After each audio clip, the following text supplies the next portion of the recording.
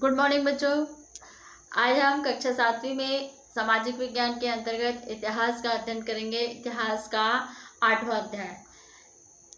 इसके पहले हम लोग मुगल काल के बारे में पढ़ रहे थे। मुगल काल के संस्थापक और उन लोगों की शासन व्यवस्था किस प्रकार से थी। अब देखते हैं हम लोग मुगल काल का जनजीवन किस प्रकार का था। मतलब मुगल काल के पतन के बाद इसमें इस पाठ में संक्षिप्त विवरण दिया है मुगल काल के लोगों का जनजीवन किस प्रकार से था। तो वही आज आपका 8वां अध्याय में मुगल कालीन जनजीवन, ये आपके पाठ का शीर्षक है। ये आपके इतिहास का अंतिम अध्याय है और इसमें जो प्रश्न उत्तर मिलेंगे आपको, जो नहीं लिखे रहे होंगे, अभी तक का 1, 2 या 3 अध्याय बस लिखे हैं, तो उन लोगों को फिर से इतिहास के जितना पाठ है उसका फिर से एक बार PDF भेजा जाएगा ताकि आप लोग पूरे कॉपी कंप्लीट कर लो स्कूल खुलने के पहले। ठीक है। अब हम लोग ये जो अध्याय 8 है उसके बारे में अध्ययन करेंगे। मुगलकालीन जनजीवन किस प्रकार का था। इसमें देखेंगे, पिछले पाठों में आपने मुगल काल शासन के बारे में पढ़ा था। इस पाठ में मुगल काल के समय यहाँ पर सामाजिक, आर्थिक, सांस्कृतिक, राजनीतिक और धार्मिक जीवन में किस प्रकार से उन लोगों के बदलाव आया था उसके बारे में अध्ययन करेंगे। मुगल काल में भारत पूरी तरह से यहाँ पर संपन्न देश के रूप में प्रसिद्ध था। इस समय इन संपन्नता के कारण से आकर्षित होकर विश्व के अनेक देशों ने इस पर अपना साम्राज्य स्थापित करना चाहा और यूरोपीय व्यापारी भी यहाँ पर व्यापार में के माध्यम से आकर यहाँ पर बहुत सारे धन कमाने के लिए आए थे और जिन्होंने बाद में भारत पर अपना शासन यहाँ पर स्थापित किया था। तो भारत की जो संपन्नता थी उसको देखकर भारत के आसपास के जो देश थे उन लोग यहाँ पर व्यापार करने या धन कमाने के उद्देश्य से आते थे, किंतु यहाँ की जो कमजोरी है, राजनीतिक कमजोरी को देखकर यहाँ पर अपना साम्राज्य स्थापित कर लिए थे। उसी प्रकार से मुगल शासन व्यवस्था भी यहाँ पर आई थी केवल धन कमाने के उद्देश्य से, किंतु यहाँ पर आकर अपना साम्राज्य स्थापित करी। अब देखते हैं इसमें सामाजिक स्थिति किस प्रकार से थी। मुगलकालीन भारतीय समाज में बादशाह का और उनका जो परिवार राजपूत राजा सबसे धनवान तथा और ताकतवर लोग होते थे। उस समय मुगलकालीन समाज में जो भारतीय समाज था उस समय बादशाह एवं उसके परिवार में जो प्रमुख रूप से जो राजपूत होते थे, राजपूत राजा, वो बहुत अधिक धनवान और शक्तिशाली होते थे। मुगल दरबार में शासन में सर्वोच्च बादशाह होता था और जो अत्यंत ही वैभवपूर्ण जीवन व्यतीत करता था। इस मुगल काल में सबसे महत्वपूर्ण जिसका समाज में सबसे अधिक महत्व होता था वो बादशाह होता था, जो बहुत ही ऐश और आराम की जिंदगी व्यतीत करता था। अब देखते हैं अमीर राजा के दरबार के उच्च पद के अधिकारी होते थे। उच्च पद पर आसीन लोगों को कहा जाता था अमीर। ये मंत्री, सेनापति, प्रांतपति तथा जैसे प्रमुख कामों को देखते थे। इनके काम के बदले में गांव की जागीरें दी जाती थी। इनका निश्चित वेतन नहीं होता था, बल्कि इनको गांव को सौंप दिया जाता था, उसको हम जागीर बोलते थे। जागीरें दी जाती थी और उसी से इन लोग लगान इकट्ठा करते थे और लगान इकट्ठा कर अपना खर्च भार चलाते थे, वही उनका वेतन होता था। यहाँ इनके कामों के बदले में कई गांव इन्हें जागीरें में दी जाती थी। गांव से प्राप्त लगान का अधिकांश भाग इन्हें मिलता था और वे भव्य महलों पर रहते थे तथा शान शौकत की जिंदगी व्यतीत करते थे। और ये अमीर तुर्क, ईरानी, हिंदुस्तानी, मुसलमान व राजपूत राजा भी होते थे। इसमें मिले जुले होते थे, जिसमें अमीर तुर्क भी होते थे, मुसलमान भी होते थे, ईरानी भी होते थे और हिंदुस्तानी लोग भी अमीर कहलाते थे। अब देखते हैं इस समाज में मध्यम वर्ग लोगों की क्या स्थिति थी। मध्यम वर्ग में देखेंगे, शहरों में एक बड़ा वर्ग मध्यम वर्ग था, जिसमें मुख्य रूप से छोटे छोटे अधिकारी, सैनिक, व्यापारी, किसान आदि इसमें आते थे। कुछ व्यापारी तो बहुत ही धनवान होते थे, जो मध्यम वर्ग में आते थे। उन लोगों में व्यापारी है, अधिकारी है, सैनिक है और किसान है, बड़े किसान होते थे जो, और कुछ व्यापारी जो धनवान होते थे, ये मध्यम वर्ग में आते थे। गांव में जमींदार बहुत ताकतवर होते थे। वे लगान इकट्ठा करने में शासन की मदद करते थे। उन्हें जो जागीरें दी जाती थी उससे वह लगान इकट्ठा करते थे और शासन की भी मदद करते थे लगान वसूल करने में, और ज़रूरत पड़ने पर किसानों की बात शासन तक का पहुंचाते भी थे। वे किसान से लगान के अतिरिक्त तरह तरह के कर भी वसूल करते थे। इसके बाद किसान, कारीगर, दलित वर्ग, सेवक और जो समाज में चौथा वर्ग होता था, मध्यम वर्ग के बाद जो सबसे नीचा वर्ग, निम्न वर्ग होता था, वो होते थे। इसके बाद जो छोटे किसान होते थे वे कारीगर होते थे, वे दलित वर्ग में आते थे, सेवक आदि आते थे। इस वर्ग की संख्या बहुत ही अधिक होती थी। वे प्रायः गरीबी से अपना जीवन बिताते थे। समाज में सबसे ज़्यादा शोषण इसी वर्ग का होता था।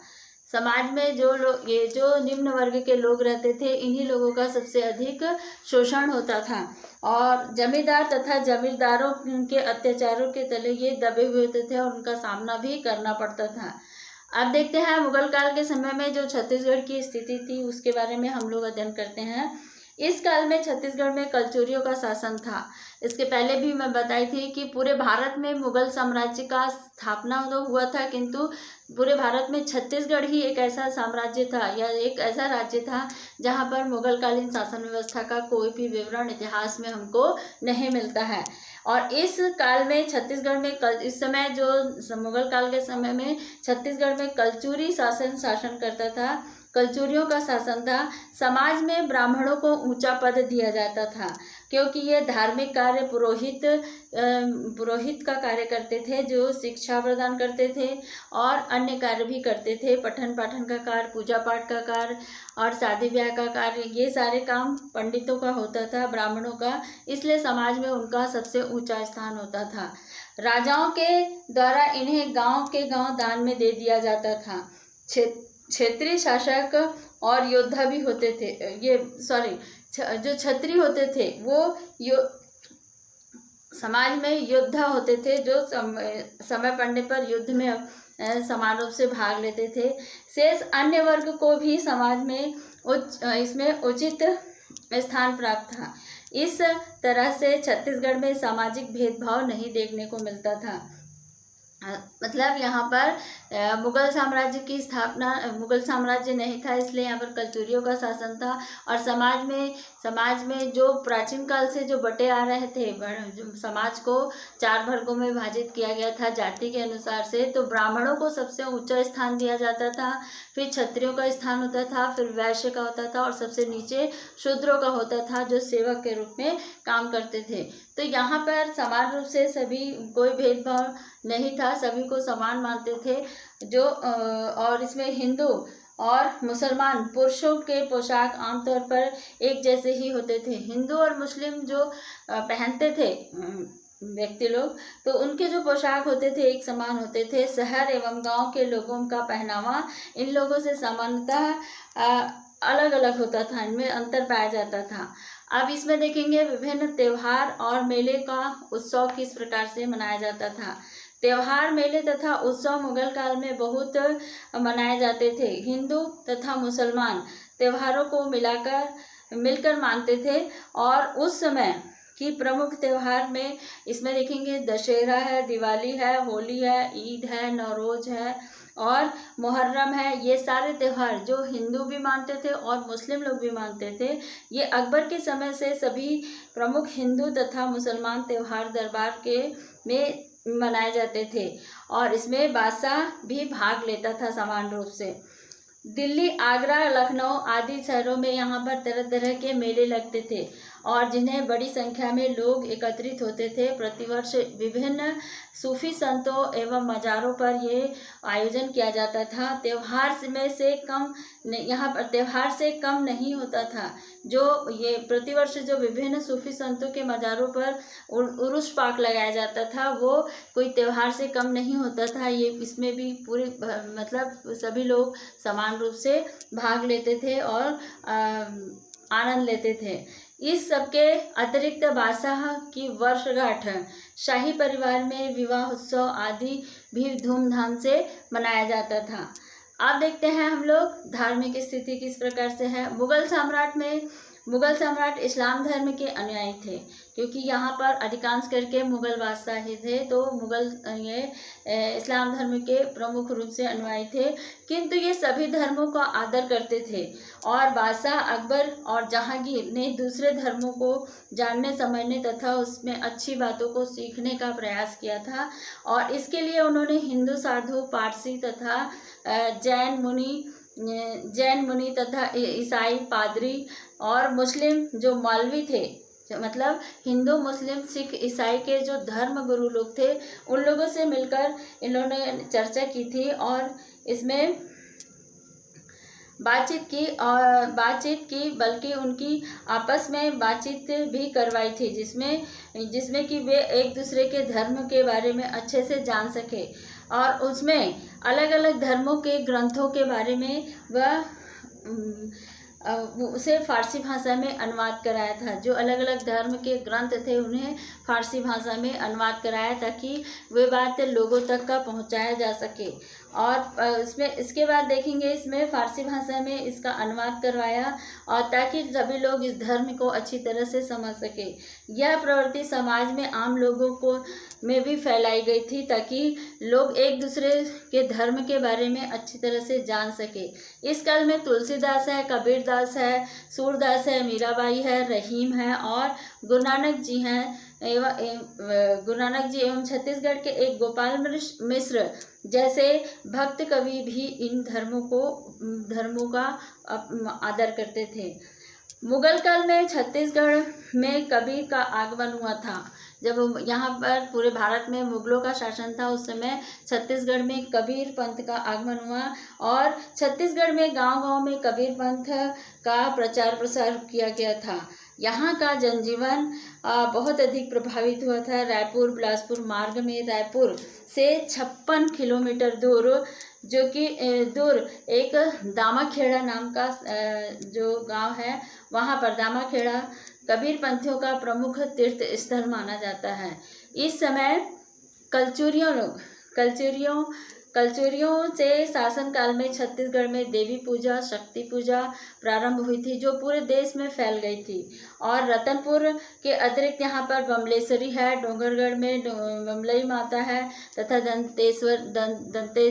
दंतेवाड़ा में दंतेश्वरी मंदिर माता है। शक्ति पूजा एवं राजीव विलोचन का मंदिर, जिसमें राजीव तथा दूधाधारी मंदिर रायपुर में श्रद्धा का केंद्र के रूप में यहाँ पर अब आज भी स्थापित है। गांव में यहाँ पर माता देवालय का विशिष्ट महत्व दिया जाता है। यहाँ पर हर एक क्षेत्र में देखेंगे, छत्तीसगढ़ में खास करके यहाँ पर आज भी वो तीर्थ स्थान मौजूद है जो मुगल काल के समय में विद्यमान थे। और यहाँ पर खास करके देखेंगे माता देवाला की पूजा की जाती है। माता देवाला, जैसे हम लोग सभी भगवान की पूजा करते हैं, किंतु सभी लोगों का एक कुल देवता होता है जिसमें वो मानते हैं, वो माता देवाला के नाम से उनको पूजा जाता था। तो बच्चों, आज हम लोगों ने इसके बारे में अध्ययन किया, मुगल काल में सामाजिक राजनीतिक के बारे में। अभी आपका आर्थिक रूप से किस प्रकार से उन लोगों के जीवन था, वो इसके भाग 2 में अध्ययन करेंगे। अभी तक हम लोगों ने उसके समाज में क्या स्थिति थी, उनका धार्मिक जीवन किस प्रकार से था, उनका रहन सहन किस प्रकार से था, इसके बारे में अध्ययन किए हैं। और आप लोग इस पुस्तक को अच्छे से अध्ययन करेंगे ताकि आपको और भी अच्छे से समझ में आ जाए। ठीक है, थैंक यू।